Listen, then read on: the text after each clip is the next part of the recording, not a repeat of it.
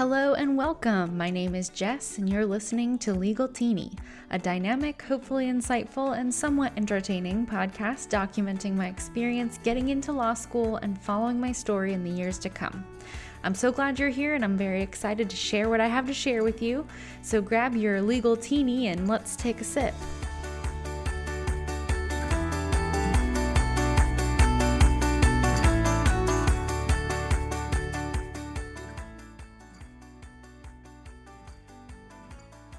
I missed last week's episode because I was in the middle of a move and it was crazy town and I didn't get to it. So this week we're back and I've got lots of tips for you today on what to do before law school in the, countdown of less than 30 days away, maybe from school. I don't know when your orientation starts or if you've already started, but I've got lots of thoughts for you on kind of what to do in this little last stretch of your marathon of getting to law school. I also want to talk some more about imposter syndrome. I know I've talked about that on a previous podcast, but I wanted to go a little bit deeper and more in depth about the different types of competencies and kind of how each type of person experiences imposter syndrome and then techniques that you can use to overcome it based on which kind of person you are.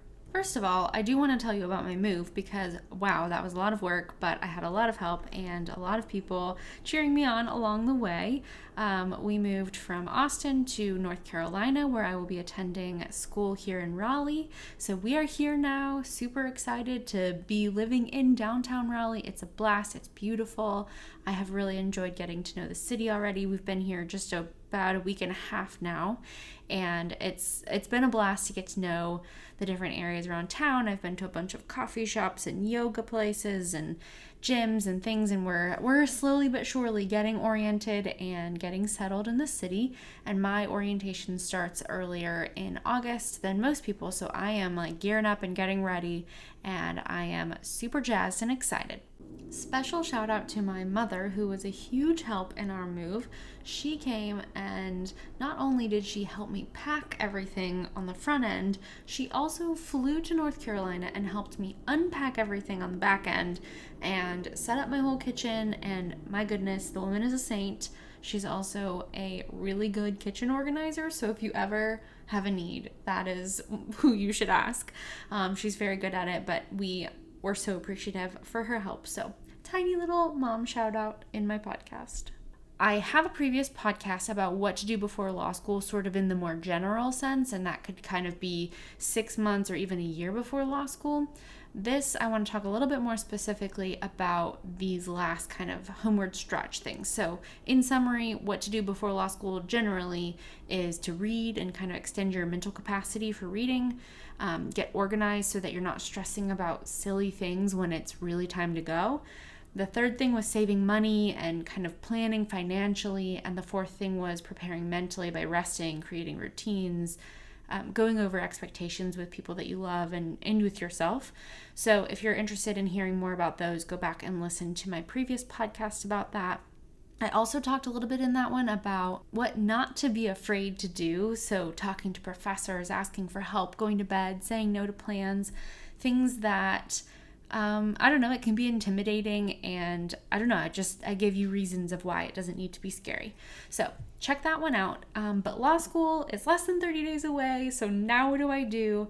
If you want to prevent some panic and kind of keep the calm and go in easy, what should I be doing? This is what I'm trying to get at with this podcast. So first of all, enjoy your time.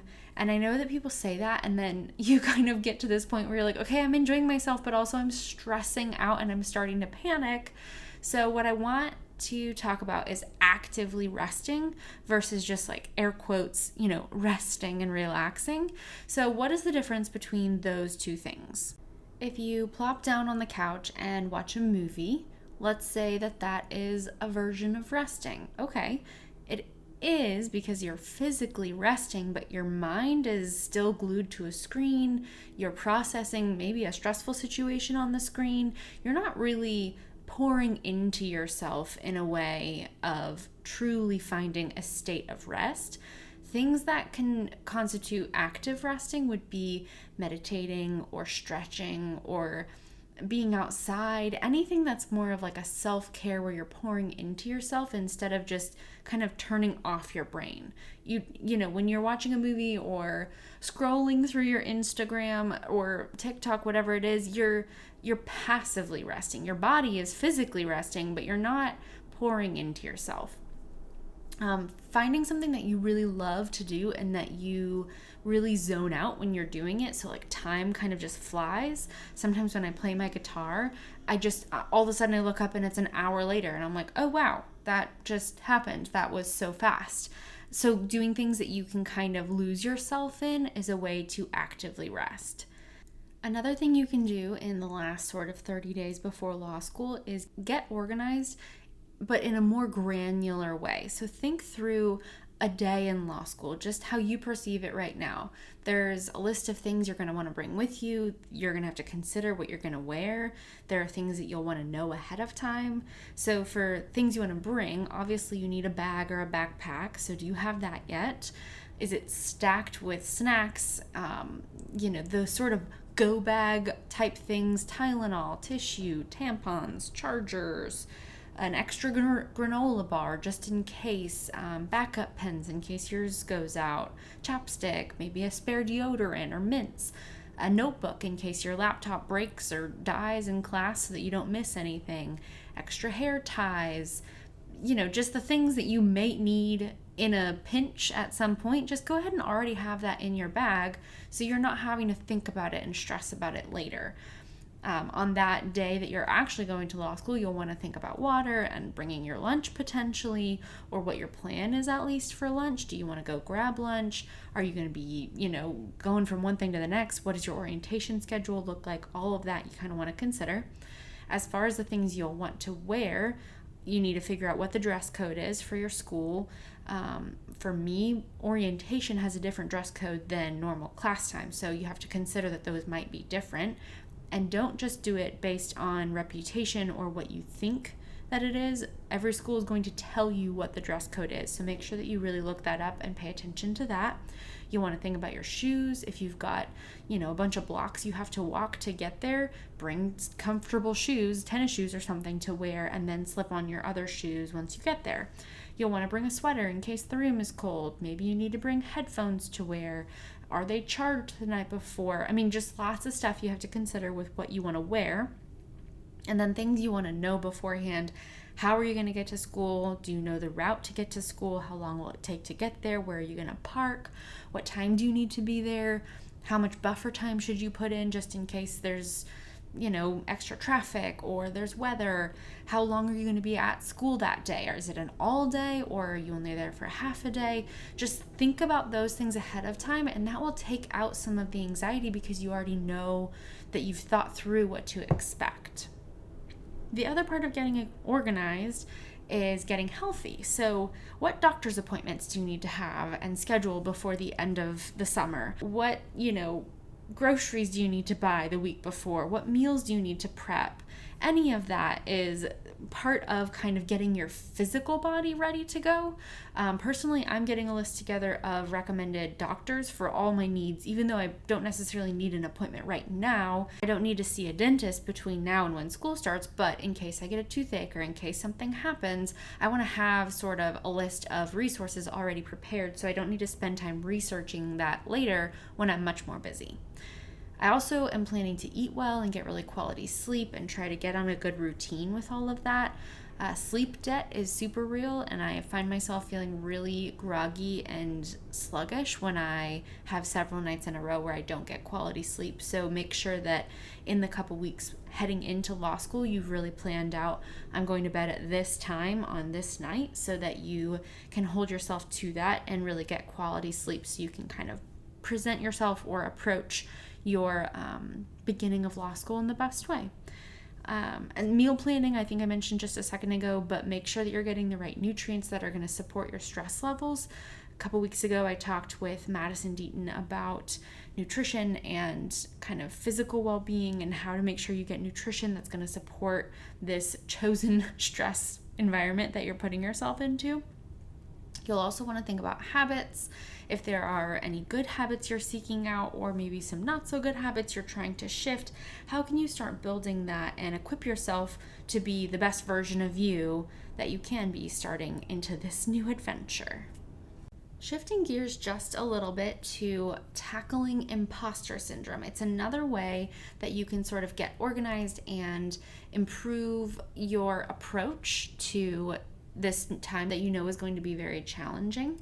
So tackling imposter syndrome, I talked in a podcast, I think in mid-June, about ways to combat imposter syndrome. We talked about knowing the facts and kind of monitoring that inner dialogue about what lies or non-truths you might be telling yourself or believing about yourself.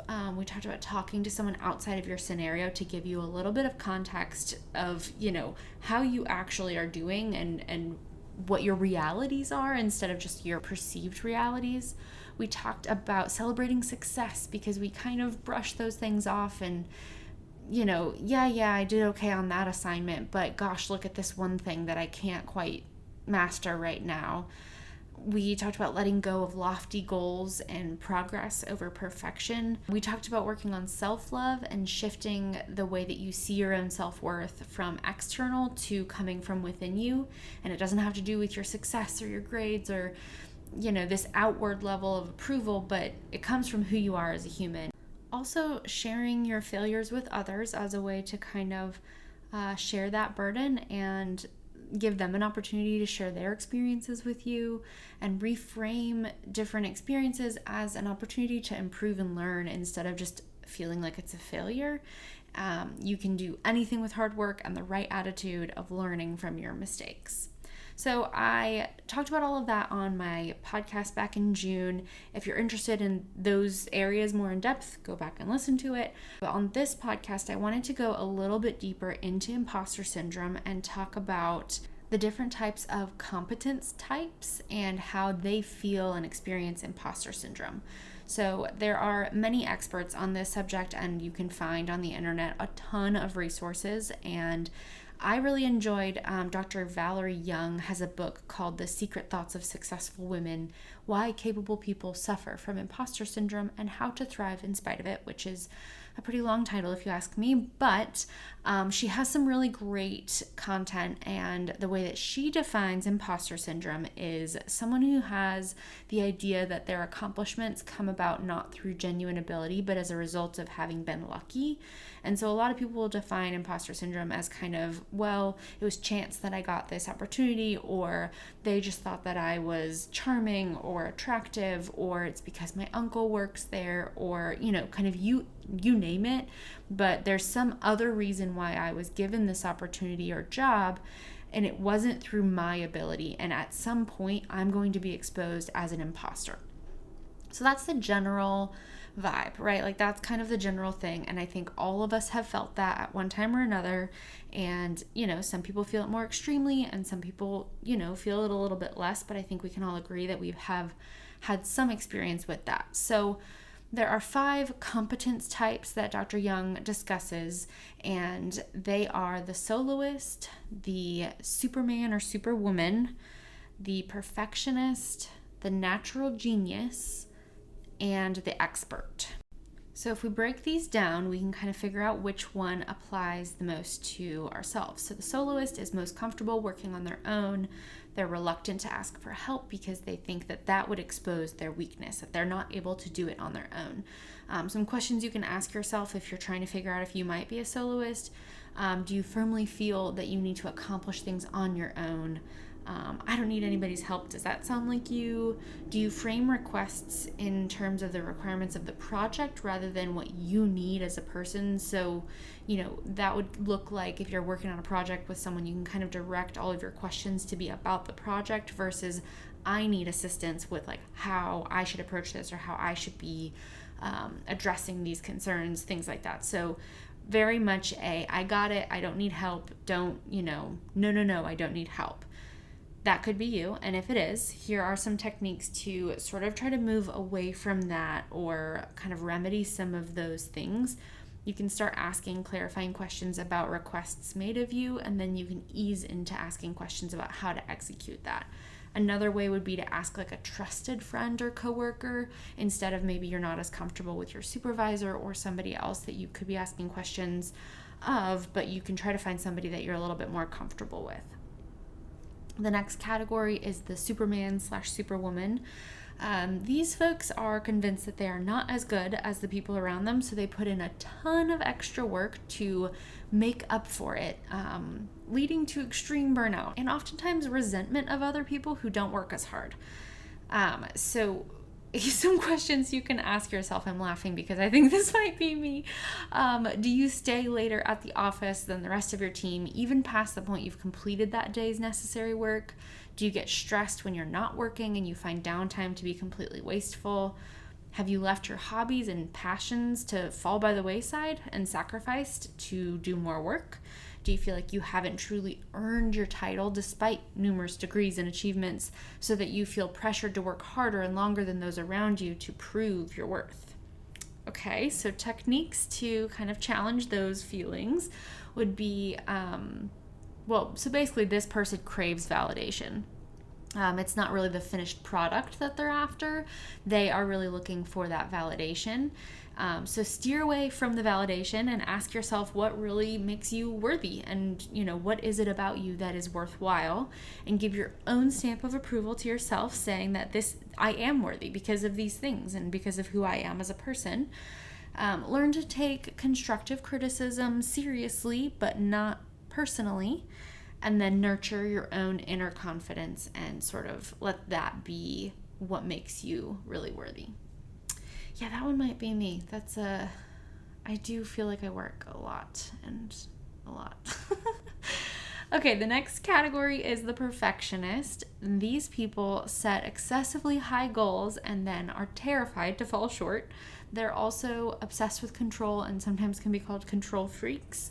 So have you ever been accused of being a micromanager? Do you have difficulty delegating, and even when you're able to, you feel frustrated and disappointed with the results? When you miss the super high mark on something, do you accuse yourself of not being cut out for it, and you sort of sit on that for days and you feel worthless about it? Do you feel like your work has to be 100% perfect 100% of the time? So if that sounded like you, some techniques are that you can own and celebrate your successes instead of brushing them off like I mentioned earlier. Take mistakes in stride and push yourself to act before you're ready. There's never a perfect time to jump. This is the person that plans and plans and plans and just never quite gets to that execution stage because it's just not ready yet and it's just not there yet. So that is some techniques you can use if you find yourself to be a perfectionist. The next one is natural genius. So this is people who think that they need to be good at something right away, and they feel shame when it takes them a longer time to master a task than they think it should take. They set the bar really high, and then they judge themselves based on that really high bar. So some questions you can ask yourself to see if this might be you is, are you used to excelling without much effort? Do you have a track record of getting straight A's or gold stars in everything you do? Were you told frequently as a child that you were the smart one or the athlete or the artist? Do you dislike the idea of having a mentor because you can handle things on your own? When you're faced with a setback, does your confidence tumble because you're not performing well, which provokes a feeling of shame? Do you often avoid challenges because it's uncomfortable to try something that you're not great at right away and you're afraid of failing? If any of that sounded like you might be the natural genius competency type. And the technique to combat that is to look at yourself as constantly growing. You are a work in progress. You can identify specific attainable goals that you can keep track of and keep working towards instead of looking at the whole goal as one big check mark. Think of it as 100 small steps that you can keep ticking off as you go. Man, I am living in the city. There's a very loud motorcycle outside. Goodness. The last type is the expert. So this person measures competence based on how much they know, and if they ever don't know something, then they feel that they're exposed as an imposter. So some questions you could ask yourself is, do you shy away from applying to job postings unless you meet every single educational requirement? Are you constantly seeking out trainings or certifications because you think you need to keep improving your skills in order to succeed? And even if you've been in your role for some time, can you relate to feeling like you still don't know enough? Do you shudder when someone says that you're an expert? If you answered yes to any of those questions, you might fall into this category. And some techniques. While educating yourself is a great thing to do, and obviously I'm going to law school, so I believe in that, but also taken to the extreme and sort of endlessly seeking out trainings can be a form of procrastination. Also, mentoring younger colleagues or young professionals can be a really good way to solidify what you do know and fight back some of those imposter feelings. So if you can kind of identify with one of those, then you might be able to use some of those techniques and combat your imposter syndrome a little bit more, and just all in all, know that everyone is going through this, especially if you are starting law school. I mean, every person going into that program is feeling some variation of what if I'm not good enough, or what if they don't like me, or what if. So know that you are not alone in that, and just kind of keep trucking and figuring out what works best for you. There's going to be a different tactic for each person, obviously, because we're all unique and experiencing this kind of in our own ways. So if you have other questions about imposter syndrome or something specific that you want to talk about, please let me know. I'd be happy to talk about whatever it is that you're interested in. That's all that I've got for this episode. As always, check out my website, which is legalteeny.com, and follow me on Instagram at legalteeny_podcast. Please rate and review this podcast. That would be really lovely. Thank you so much for joining and listening. This is Legal Teeny, your very own sip of law school.